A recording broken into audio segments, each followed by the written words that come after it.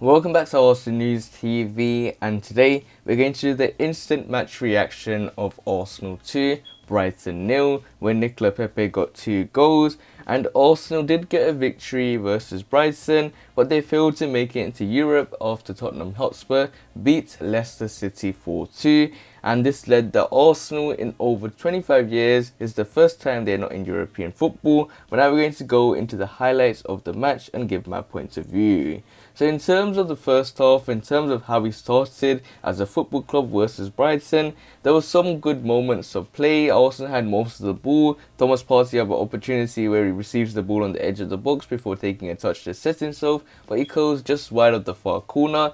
Just moments later, his midfield partner Granit Xhaka also lets fly from rage, but Sanchez gets to it and keeps it out. And then there was a moment where Kieran Tierney wins the ball off Wright on the Brighton byline and sends it back towards Pierre-Emerick Aubameyang, who switches it out to Martin Odegaard on the right before darting to the back post to meet the Norwegians' cross, but he can only nod wide under pressure from Webster. And there were some moments of play where Arsenal had some shots on target. They had like 5 attempts or something in those first 24 minutes. But in terms of Arsenal, they looked bright from the first minute. But really and truly, when it comes to those attempts on goal, there was no clear-cut chances. It was just having some shots to get those statistics up.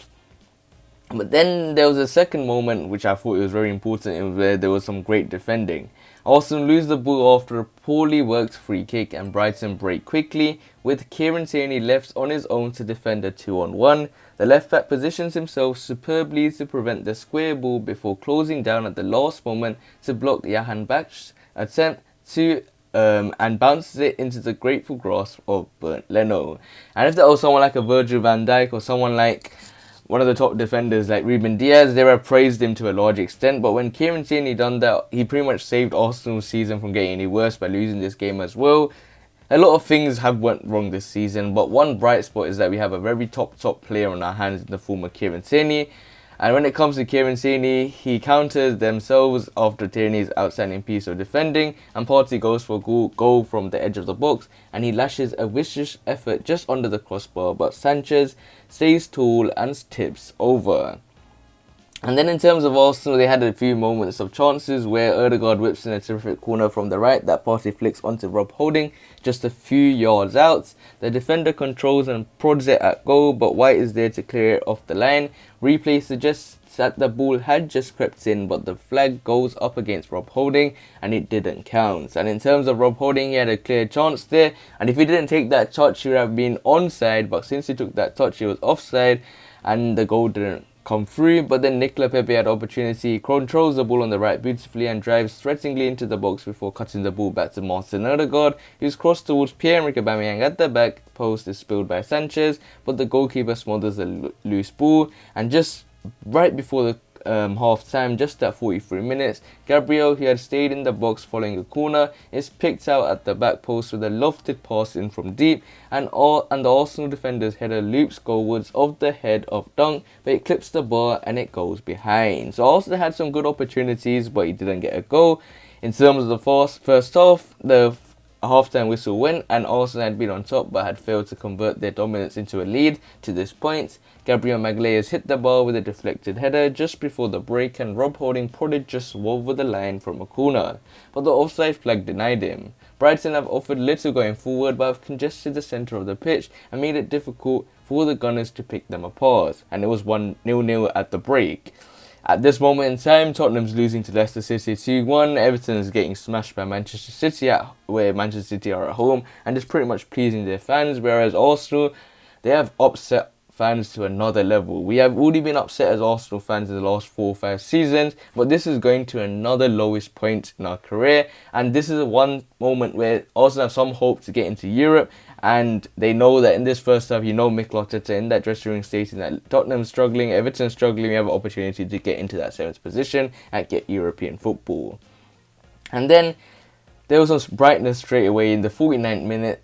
a goal for Arsenal. Arsenal are in front. Chambers is found on the right hand side and fizzes a low cross into the box that NICOLAS Pepe does well to control, popping it up into the air before lashing through the legs of Sanchez from a tight angle with his weaker right foot, and it's 1-0 to the Arsenal. And that's where you see these moments like this when a player like NICOLAS Pepe is in confidence.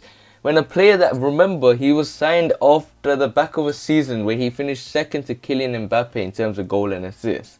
And then, when it comes to Arsenal, they were just really good after that. To be honest, in that passage of play, moments after NICOLAS Pepe scored, Arsenal nearly concede as Connolly picks up the ball up in the Arsenal box and curls towards the far corner, but he gets it all wrong and fires wide, and he had to hit the target from there. And you see that Arsenal's lapse of concentration just changes from 1 second to another second.